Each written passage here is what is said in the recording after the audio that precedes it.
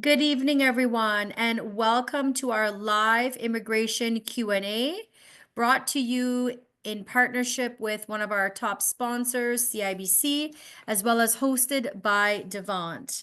Thank you so much for joining. I'm going to give you a little bit of an introduction and background to make the most of our session today. There's always a lot of questions for Elizabeth, so let's get started. Welcome.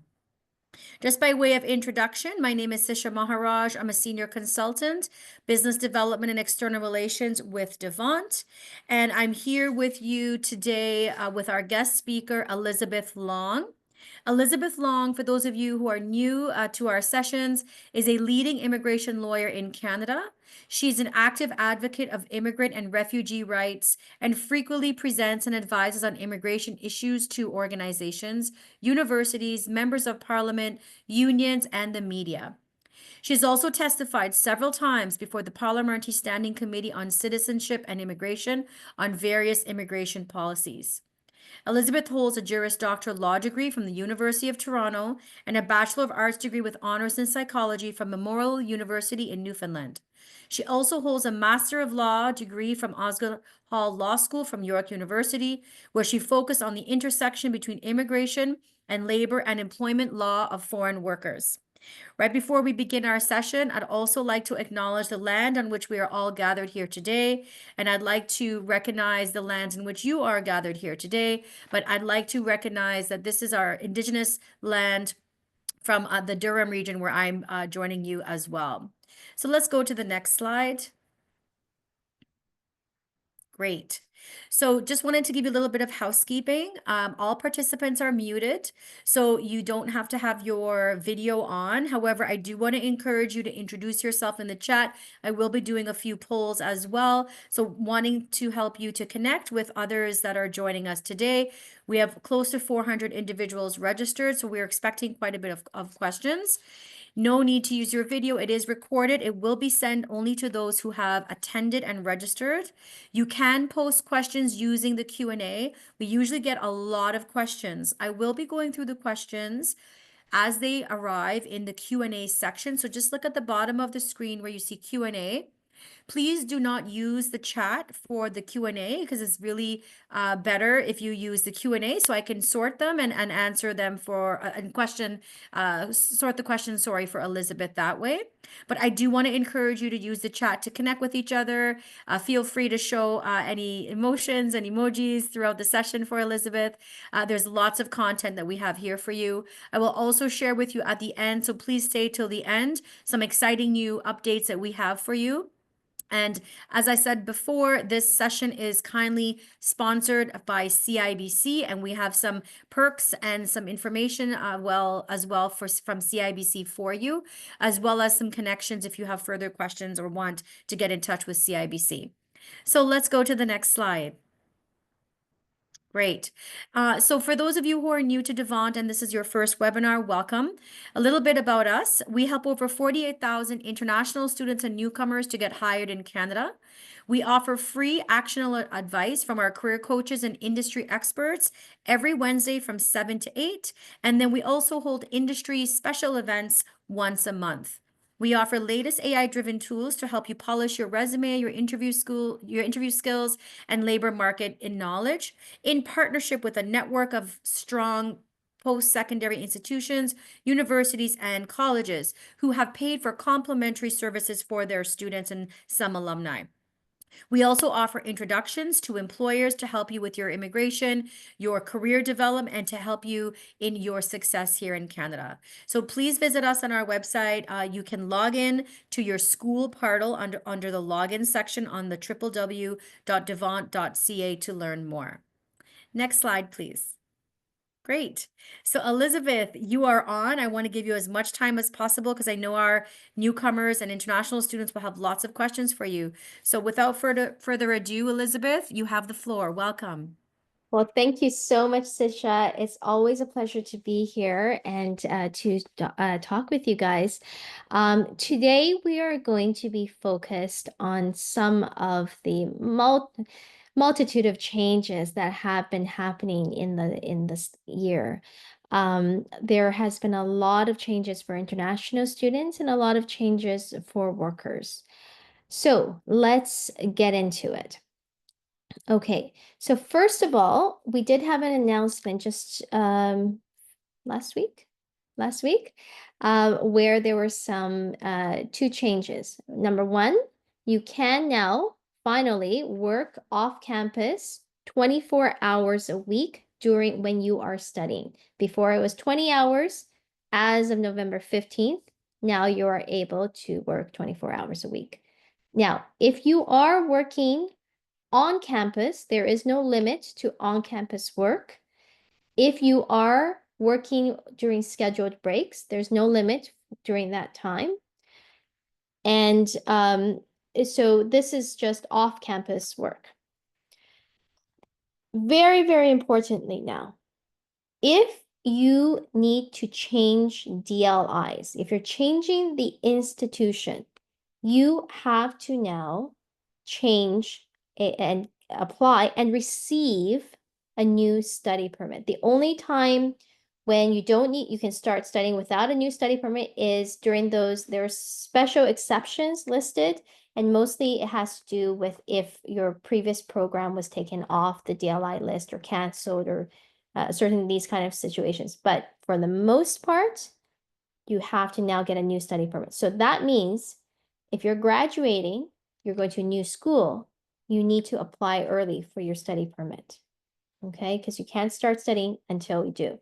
Now, your status continues. You still have maintained status if you file the extension in Canada before your current study permit ends. However, you just cannot start studying in your new program at a new school. If it's a new program in the same school, you can start studying with you don't have to get a new study permit. Different school, you have to get a new study permit. Okay. All right, moving on to post-grad work permits. There were a lot of announcements, but it mainly has to deal with people who applied for their study permits after November 1st. So if you had applied before or you received your study permit before November 1st, you are still okay. You just have to do the language exam and get your CLB 7 for every single level in order to qualify for the post-grad work permit. Now, here's the thing. A lot of people are going to be completing their program soon. And the lineup for the IELTS, CELPIP, or the Pearson tests are going to be quite long. Don't wait until you finish before you go and do your language exams, because if you wanted to start working right away and apply for your postgrad work permits, it could be a while, okay? The field of study is also now applicable to those people who are applying for the programs afterwards, okay? Now, we don't know whether or not this is applicable to those people who are applying for a new study permit inside Canada because you're changing institutions, for example, you're doing a second program, or if you're applying to extend your study permit, even for the same program or the same DLI, we don't know if this field of studies requirement applies if you need to get another study permit inside Canada. I'm certainly hoping not, but I haven't yet received, I sent in for an opinion. I haven't yet received an answer to that. What I tell you today is what I know to be true today, but it could very well change tomorrow, and a lot of these kind of things will change. The only way that we can really reach you guys and tell you guys about new news afterwards is through a news email blast that will automatically register you on our list. If you don't like it, you're feel free to unsubscribe, but we'll just put you on the email list just if there's new news that we can let you guys know. For the so this is for the field of study. So basically what it is if you are doing a non-degree program, whether or not it's a university or college, there are some universities that still offer non-degree programs. All of these things, you can only get a post-grad work permit if your study permit was received, was submitted, applied after November 1st, if it is in one of the selected field of studies. Those people who are doing bachelor's, master's, PhD, you are still okay. You still get your postgrad work permits. This is also the case, this was back in the summer, I believe, where they stopped allowing people to flagpole at the border for your post-grad work permits. It's not all work permits, but post-grad work permit applications now have to be applied inside Canada, or you can apply at a visa post, but no more flagpoling for post-grad work permits. What that means is you can't go to the border anymore and get your work permit right there and then. So you certainly have to plan for it.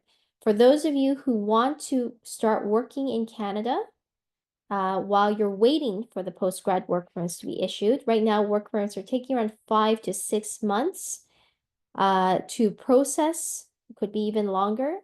And if you don't want to wait until, it's processed, then you have to make sure you apply at the right time. You have to apply within 90 days of the completion of your program and while you hold a valid study permit. Okay, that's when you can work legally. If it's beyond the 90 days, you no longer have student status. And if it's and you also need to have the study permit as well. Okay.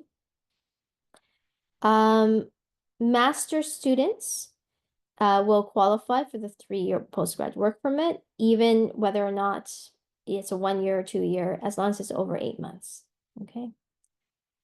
All right, next, let's talk about spousal work permits. So spousal work permits, spouses applying for the first open spousal work permit after March 19th, the student not the spouse, but the spouse's spouse, the student, must be studying in a graduate or listed professional degree program, no longer available to undergrads, college students. It has to be master's, PhD, or one of the listed law, medicine, dentistry, one of the listed professional degree programs. If you already had an open work permit, then you can apply to extend your work permit under the old rules. Okay.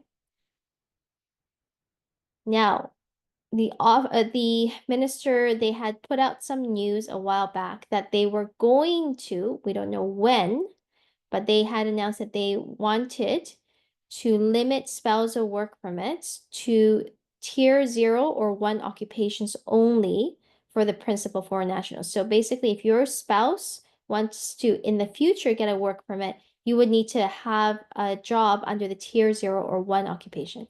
Now, they were very vague with regard to the announcement in that they said it was for, I think it was for temporary foreign workers or something.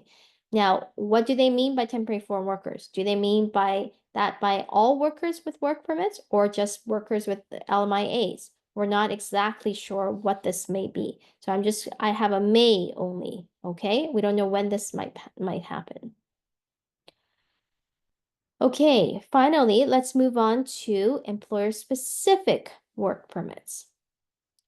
So with employer-specific work permits, there has been significant changes to the LMIA program. LMIAs are labor market impact assessments. These are applications where the employer would have to apply to Service Canada. That's their labor department in Canada, where they are applying for this LMIA. Mostly they advertise and show they can't find a Canadian to do the job. Now, the government has also severely limited their ability to even apply. For the most part, there are a few occupations such as healthcare or food processing, etc., that can be low wage, but for the most part, they will only evaluate LMIAs that support work permits for high wage applications. And they then afterwards upped the level for high wage occupations. And I put in some of them three, I mean, there's a whole list, but in Ontario, it's $34.07. Your salary median wage has to be above that wage in order to qualify as high wage, where your employer can even apply for LMIA. BC is $34.62. Alberta is 35.40. Now, there is such a thing for low wage, if it is that all you are applying is to support permanent residence. Well, you say, well, why would I just apply to only support permanent residence, not a work permit? It's because if you can get an LMIA to support permanent residence, then you can get 50 points for arranged employment. So if your work permit is not going to expire, that soon, and but you want to get your permanent residence, that's something that can still be done even if your wage is below the high wage level. There was also another change where if you are, so there are various countries that have free trade agreements with Canada. For example, US, Mexico, Peru, Colombia, Chile, EU, UK, Australia, Japan, and the list goes on, South Korea, Panama. Anyway, the list goes on. And so essentially, if you are one of the lucky international nationals of these countries, and you're offered a position in different occupations the depending on the free trade agreement, you can obtain a work permit without an LMIA. But recently, they have stated now that the salaries that you receive, this was never the case before, but now they are saying that the salaries must now meet median wage as well. All right, so those are some of the main changes that will affect a lot of you.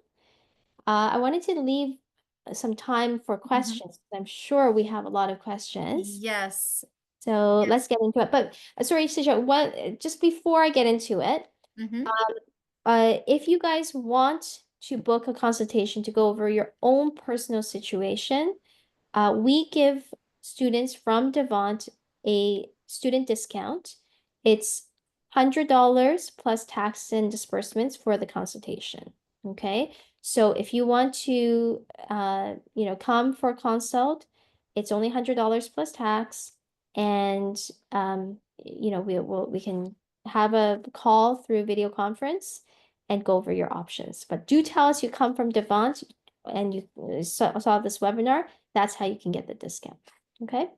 Also, we do have some social media. We are looking to do more and more social media, so check us out as well. Great. Thank you so much, Elizabeth. That was very insightful to understand what the changes are for November 15th or effective November 15th. And we do have a number of questions in the queue, so let's just go through them, and I'm going to go through them in order. We have a question here from someone, and thanks again, everyone, for putting your questions in the Q&A feature. Please keep them coming. I will be going through them in order, and I'm going to try to filter through the ones that are more general so that it can apply to multiple situations as well. So I have the first question here. Someone is asking, to get PR through PSW in demand stream of OINP, can you qualify by providing a minimum number of hours through part-time work with different employers if you were not able to get the 9 months of full-time permanent work? So basically, if I believe so. So you don't have to be with the same employer in order to get the 9 months of work experience.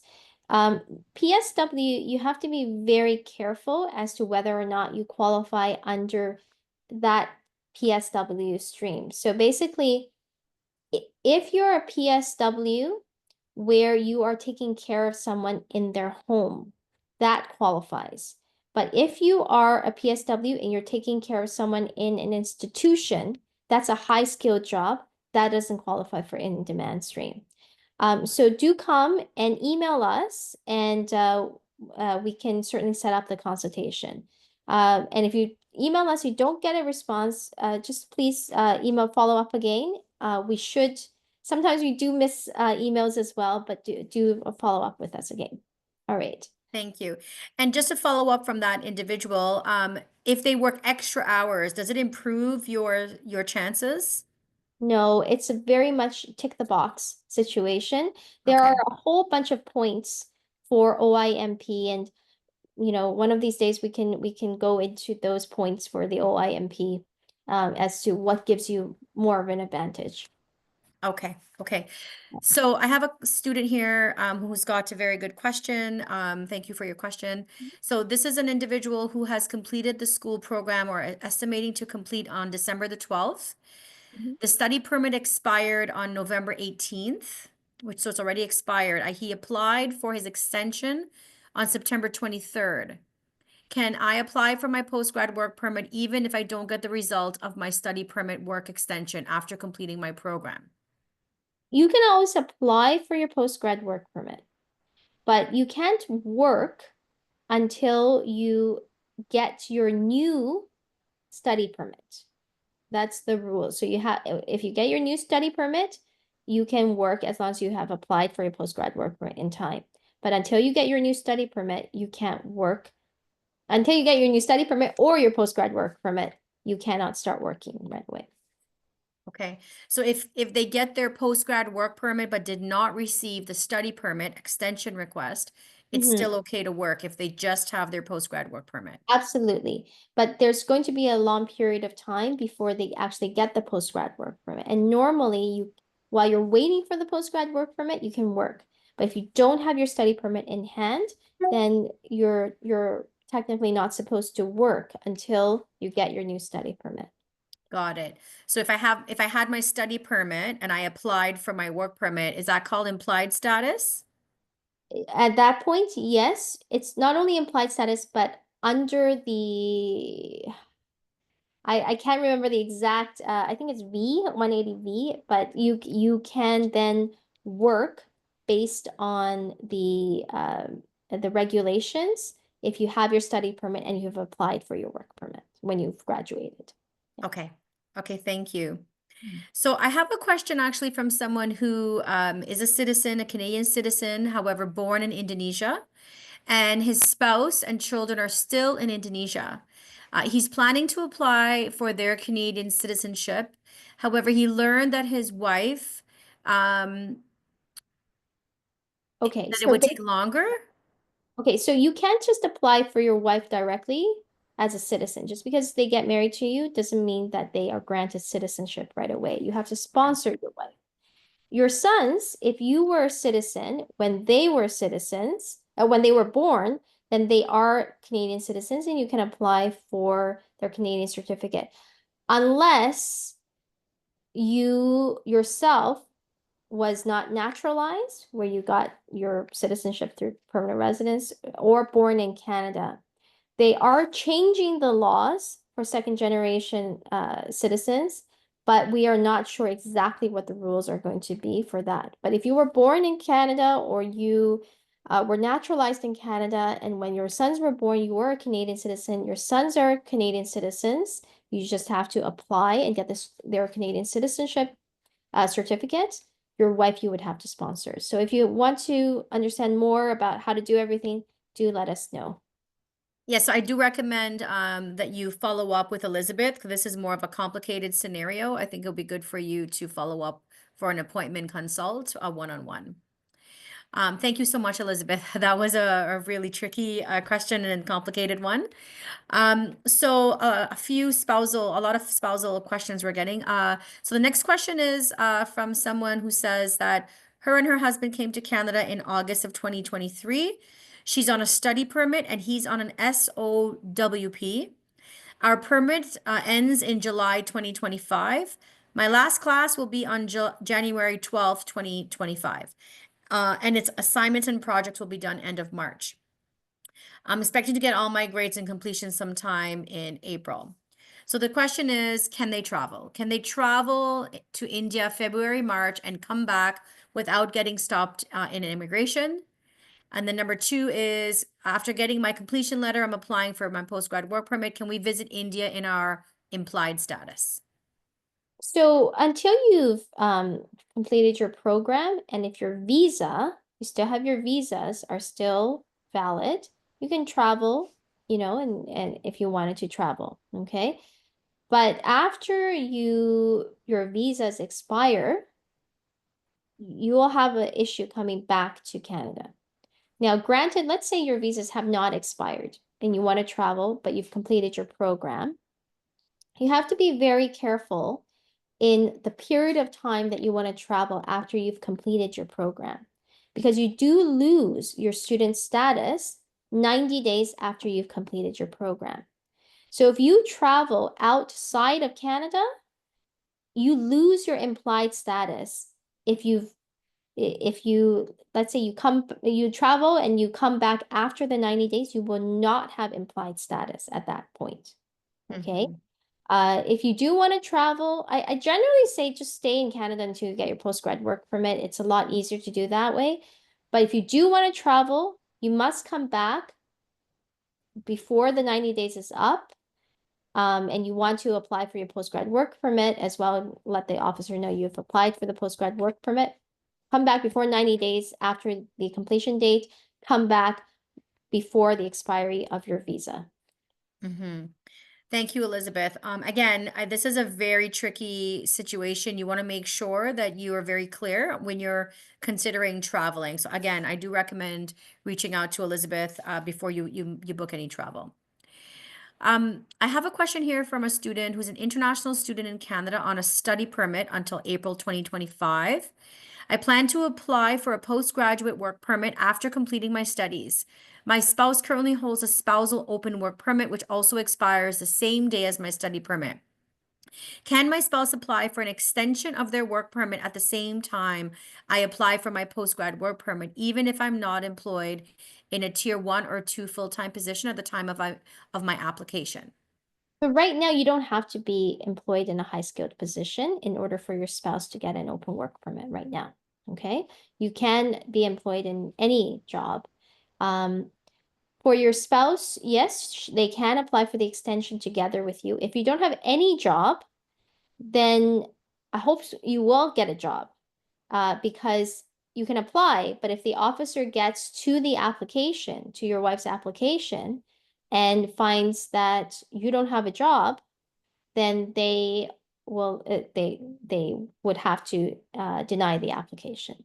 So you can apply, you can update the application until the officer gets you. You can update it through a web form and say, I have a job now. And then they will grant this open spousal work permit. But otherwise, try to make sure that you have a job by the time the officer gets to the application. Okay, great. That was just part two of the question. So thank you very much um, answering that question. Mm. I'm just going through the questions here. Okay, so we have another anonymous request here. Please confirm if it's possible to apply for another work permit after my postgrad work permit has expired. If yes, I'd appreciate if you could share the available options and eligibility for such extensions. That's a very long answer, and we had this kind of a session last time and even the time before. So do go into Devon's YouTube. I think it's on YouTube, right? Yes. Channel. Yes. Check it out.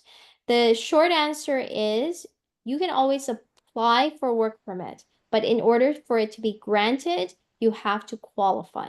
And you don't just qualify just because you're working in Canada or you just applied for a work permit. There are various ways to qualify. Some of you will qualify, some of you won't.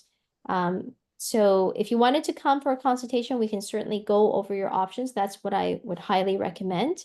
And we did have a session to talk generally about certain kinds of work permits last time. Yes. And if you missed that session, and this is something that you want to view, you can feel free to reach out to me. I will put my email at the end if you have any follow-up questions after our talk today. So I have a question from a student who's currently a student, but starting a new program next fall. Should I apply for my study permit extension or a new permit? Yes, you do need to apply if you're going to a new DLI.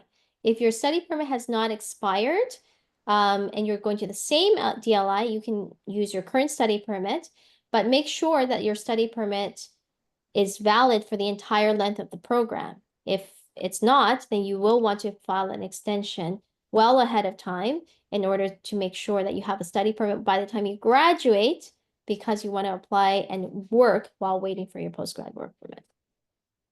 Okay, thank you. So I have a question with the recent policy changes issued by IRCC. Someone is asking, what can cause the issuance of a 1-year postgrad work permit if I studied 2 separate 8-month programs? Can I be denied a postgrad work permit on the basis that these 2 programs have no relationship? No, not relationship between the two programs is not an issue. That's not one of the rules. You can only apply for a postgrad work permit within 180 days. Normally I say 90 days because I want you to work while you're waiting, but the rule is 180 days, okay? But the problem is that I am not sure right now as to whether or not the field of studies applies to those people who get a new work permit, a new study permit. Even though they had a study permit for the first program, they get a new study permit for Okay. the program. So I don't know if that field of studies would apply, first of all, for that, okay? The second thing is you want to make sure that your length of time, if the length of time you finish your second program within 2 years of the first program. Otherwise, you can't add it together. So do stay tuned. We'll likely post on social media once we have an answer to that question. Great. Does the field of study apply to your second study permit? Okay. I'm just going to write that down because I think that's an important follow-up. So thank you so much for that. Related to the new rules again, someone is asking, is the minimum requirement for IELTS CLB band 5 or 7 for college students? I believe it's 7, but I'll have to double check on that. Okay. Yeah. Okay, thank you. I'm just going through the questions. Okay. I think you already answered this, but if someone finishes their studies, but they're still finding difficulty of getting work, does the Mhm. work that they need to get have to align with their studies? Does it need to be full-time? Sorry, if someone is finishing their work, does the work have to align with their studies? Yeah, if No. someone's finished their Yeah. studies and they're trying to get their postgrad work permit, Yeah. does their work need to align with the studies? No, the work does not need to align with your studies right now. What the rules are, they don't. And certainly for your postgrad work permit, you don't even need a job in order to get your postgrad work permit. Okay, thank you. Someone who studied this December, completing their studies this December, it was a 2-year post-diploma program. Am I eligible for a 3-year postgrad work permit or just 1 year? 3 years right now. You've finished it. You have your study permit from before. You're still eligible for the 3 years.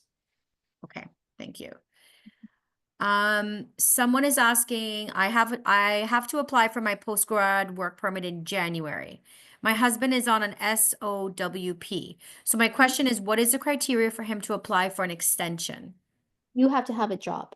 Right now, right now, the criteria is if you have any job, he can qualify under the postgrad work permit.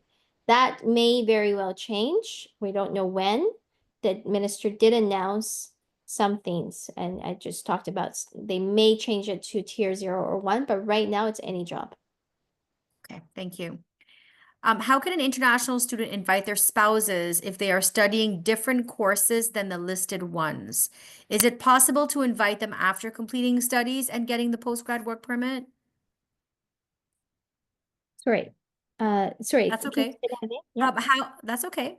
Yeah. How can an international student invite a spouse Mhm. if they are studying different courses than the listed ones? So I think it means the international student is studying different courses than the ones that were listed.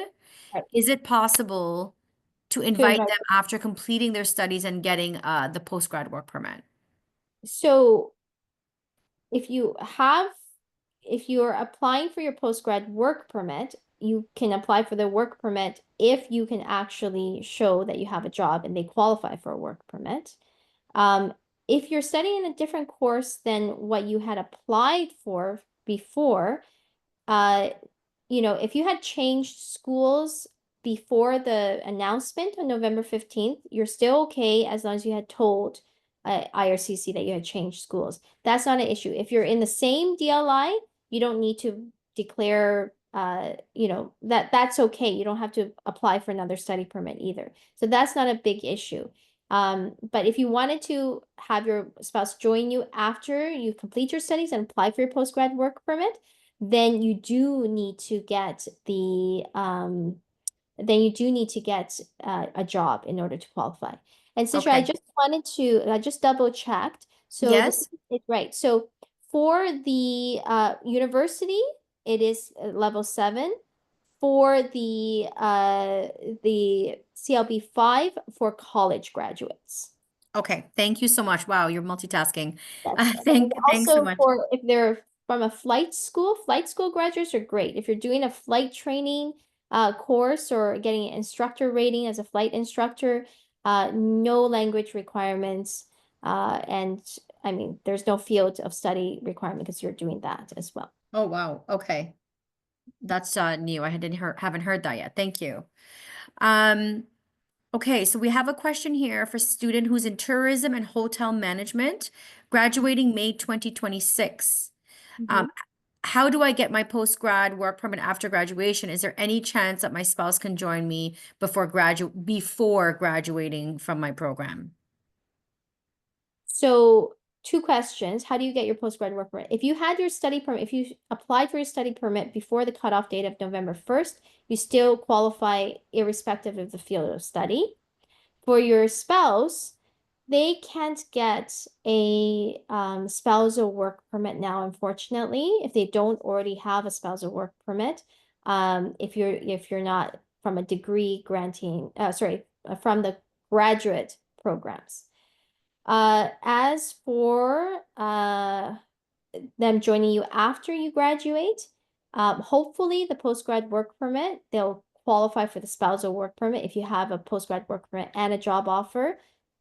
I don't know if the rules will change by then, but hopefully by then they might still qualify for a spousal work permit. The Okay. other way they might be able to join you is they can try to apply as a visitor if you can show you have enough funds to support her, or perhaps she can apply for a spouse for a study permit herself. Okay. Okay. Thank you. I see another student who's studying at the Canadore Aviation campus has a question. I'm going to ask you to connect directly with Elizabeth for your specific question. I think that it would be better suited one-on-one. We also have a question from a student from who's a healthcare administration student. Do I have to go for a medical again during my postgrad work permit application? So otherwise your work permit will be restricted. And if you want to work in healthcare, go for your medicals. Mhm. Sorry, you cut off there, Elizabeth. Can you repeat that? So you have to go for your medicals if you don't want your work permit to be restricted. So if you want to work in healthcare, make sure you go for your medicals. Okay. I see another question about applying for children. Again, I'm gonna encourage you to reach out to Elizabeth because I think these ones are a little more complicated than answering on a webinar. So if you have like a family scenario with children and a citizenship question, please reach out to Elizabeth directly. This is an interesting different one. I just want to clarify, if I had a postgrad work permit here in Ontario, then I started working on in a different province, does it affect the scoring for express entry application?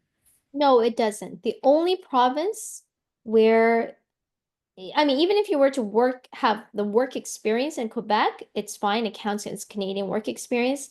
But if you were to indicate that you wanted to live permanently in Quebec, your intention is to live in Quebec after you get your permanent residence, uh, for example, if you were already living in Quebec while you're applying and you have a job, etc., there, then you wouldn't be able to apply for express entry because Quebec has their own programs. So if you're going to be in Quebec, you have to apply through Quebec's programs. And Quebec's programs, number one, for most of their economic, if not all of their economic applications, you need to do the French exam. And also, um, they do tend to be a lot longer, even if you can go through the programs, than a lot of the federal programs. Okay. I'm just sorting through everyone's questions, and I'm trying to focus on the ones that relate to the changes for after November 15th. I see a lot of questions around post-grad work permits. Elizabeth has offered sessions on this. So again, I do recommend you reach out to Elizabeth directly, or you can reach out to us and we can share with you that webinar. I'm going to try to focus because we have so many questions on the impacts after November 15th. So Elizabeth, I see here a student is asking about applying to the postgrad work permit and giving the IELTS exam. Does the SOWP applicant, so the spouse, also have to give the IELTS for their work permit extension? No, they don't. It's just you have to do it. Okay, that's a great question. Thank you. Um, okay. If you already have a 3-year postgrad work permit issued in the last 2023, what are the chances that the Canadian government will honor this postgrad work permit until it expires in 2026 and will not change its terms or conditions, even if these have already been printed on the postgrad work permit?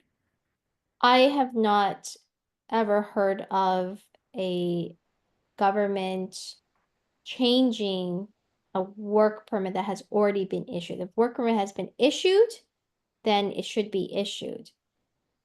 I can't cancel any, like I can't guarantee, but that's normally not. You guys should be fine with your postgrad work permit. Okay, so I think that there's a little bit nervous, that they already have something and will it be taken away? So you're saying if it's already on your work permit and it's Yeah, existing, you should feel comfortable. yeah. Okay. Um, when do you recommend someone apply for a study permit extension? When do I would do it maybe at least 5 or 6 months before. They used to have a rule where if you applied over like 4 months, they might return it, but now the processing times are so long that I think Okay, time it gets there, it will be well over within the 4 month period. So maybe 5, 6 months. five, Uh, 6 months before it Yeah, expires. yeah. Okay, thank you. Is there a way to apply for your PR without rendering or gaining a 1-year Canadian experience after graduation? Maybe Certainly. LMIA or something else? There's different ways, international student stream. You may qualify and get your points for express entry. There's all sorts of different programs. Come and have a chat with us and we can see. Okay, thank you. I also see a question here from a student from Lambton College who's just having difficulty right now securing a position, wondering if you should change roles. I do want to encourage you to attend some of our upcoming webinars and reach out to the Career Center. We have a really exciting program coming up for students at Lambton. So please reach out to us so that we can support you further in helping you to get a job in your field. But I do recommend having a one-on-one conversation with us for that question. For career-related questions, please reach out to the Career Center or please reach out to us in some of our upcoming free workshops. Okay. Yeah, I So, mean, mhm. also it is true that there are certain occupations that make it much easier for you to get permanent residence. The other day I had a PhD student in English and philosophy who came to me and he just wasn't able to get selected and he's desperate and he really needs to stay in Canada with his family. I said, well, have you considered driving a truck? You know, you can think about philosophy while you're driving a truck for 6 months. That will give you the edge to be able to get under the transport, and go. So there are certain things to think about with regard to careers if your points are just too low to be selected. There are other things to consider as well. It just depends on the person. Come for a consult. We can talk about it more. Great. Thank you for sharing that, Elizabeth. So, if you're very close to the points and you need, to consider different career paths to help boost your points, that's also a good opportunity for you to connect with Elizabeth as well. Thank you so much. Um, People are asking how to connect with you. So, Elizabeth, do you mind just putting Oh, that sure. slide up again with your contact information? That would be great. Please take a picture of that information. I will mention that we are sending a follow-up after this session. To those who have attended and registered, you will receive the video and as well an email with Elizabeth's information as well. Okay. So we are at 7:48. I have a question from somebody who's a clergyman working in Canada. Is there any pathway for me? Sure. Clergy, one, you don't need an LMIA to get an employer-specific work permit as a religious worker. So that's good because you can still get arranged employment points as a clergy. So, we can take a look at that. Um, but there are all sorts of different routes. We just need to take a look at your circumstances and maybe we can figure out a way. Okay, thank you. How early can you have your CLB test before graduation? Your CLB test. You're talking about the language test, I right? think the You can do language your test, yeah? language test anytime you want. That's okay. Yeah, you can do your language test anytime you want. Okay, It's thank good you. for 2 years afterwards. Good for 2 years afterward. That's really good. Thank you. Does a 1+1 program automatically get a 3-year post-grad work permit, or does it still depend? 1+1 normally does, as long as they're both from public colleges or universities, and you have to pass the language exam. The question that I have in my mind, again, that I haven't answered yet, is whether or not if you did the second one, second one of the program, and it was uh, not in the field of study, and you needed a new study permit, whether or not that would still count. Okay, okay. So is it possible to apply for the PR under the OINP in demand skills for the position of a warehouse associate? I don't know exactly what the warehouse associate actually is. I'll have to take a look at the occupation. I don't know if where it's located. Also, I would need to look at your points as well. Right now, the points for in-demand stream is even very high. It's not the express entry points, the OIMP points as well. So come for a consult and we'll go over it. Okay, great. I'm just seeing some repeat questions, so I'm just going through those because we've already answered some of these on spouses. Um,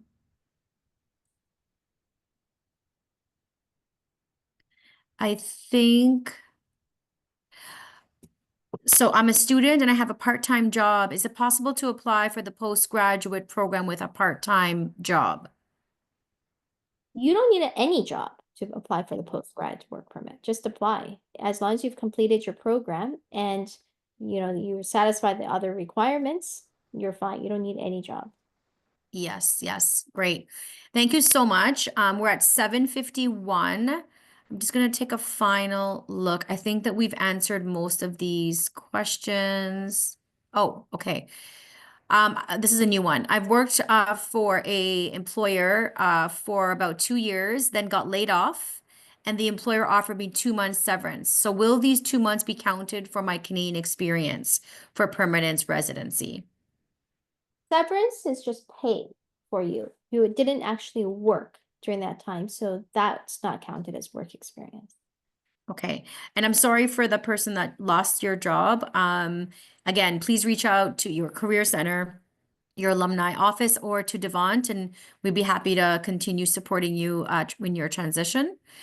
Um, Someone is asking, I'm working as in the hospital as an admin assistant in the HR department. Do I qualify for the healthcare draw? I don't know. I'll have to take a look at your duties, come for a consult, and I can take a look. Okay. Probably Okay, not, great. but well, let me take a look. Yeah. Okay. Okay, great.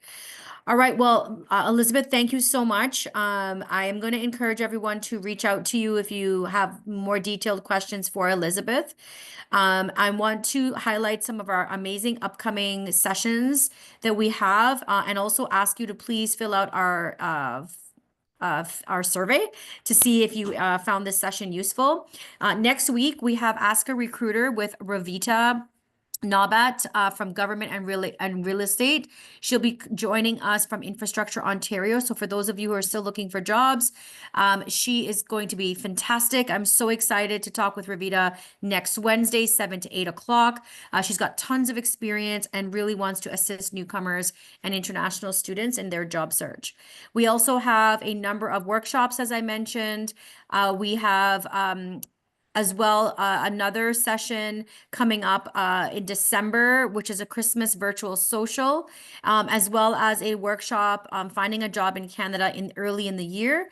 At this time, I also want to thank again our sponsor, CIBC. They will be hosting an in-person social in the West End of the city. I'll send out some information if you are in that area.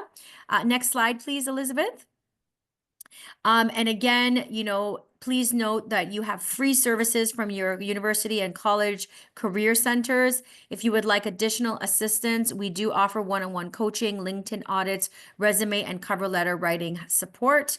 And for those of you who are portal users or who have our Devant clients through your university or college, you also have free AI access to assist you 24/7. So please make sure you go onto the website to learn more. Next slide, please, Elizabeth. And then also for those of you who are still struggling and just want to know sort of where you stand, we also have a free online support through Improved for our clients and for our Devant event attendees. So you can reach out and get a head start and just understanding where you stand. I do want to encourage you to follow up with Elizabeth or an legal immigration consultant or lawyer to find out more information about your personal circumstance. Next slide.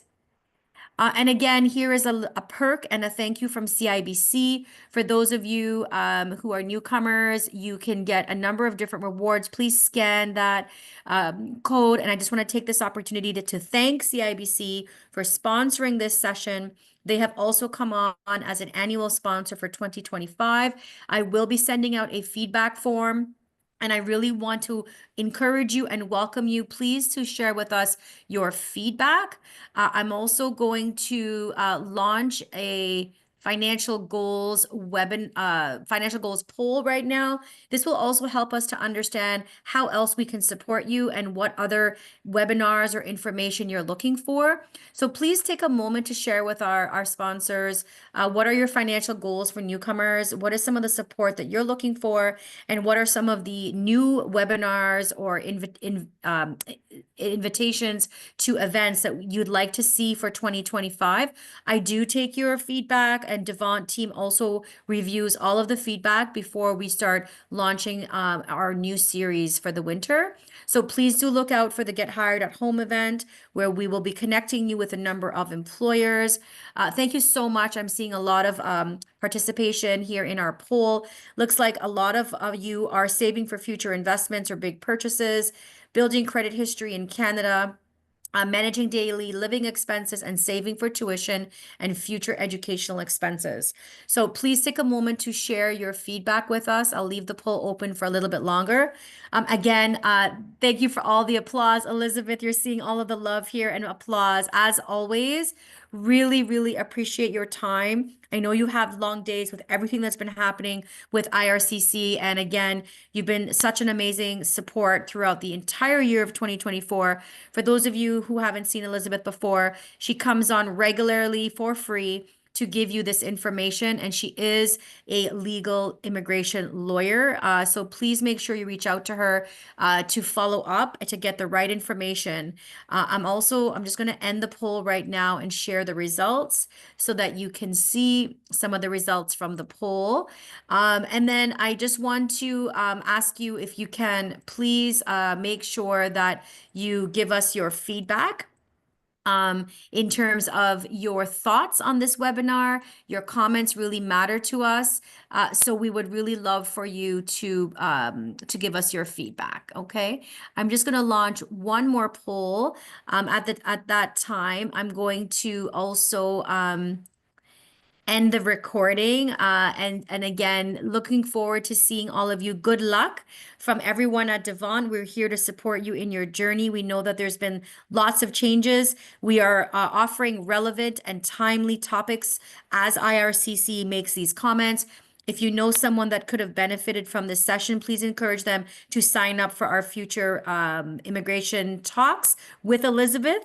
And want to wish you guys all the best. We are at 7:57. I will stay on for a few more minutes.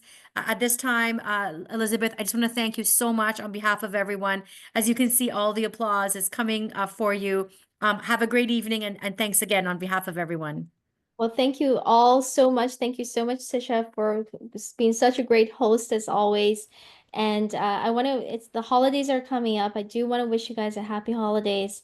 And, you know, times are tough these days, definitely, but do hang in there.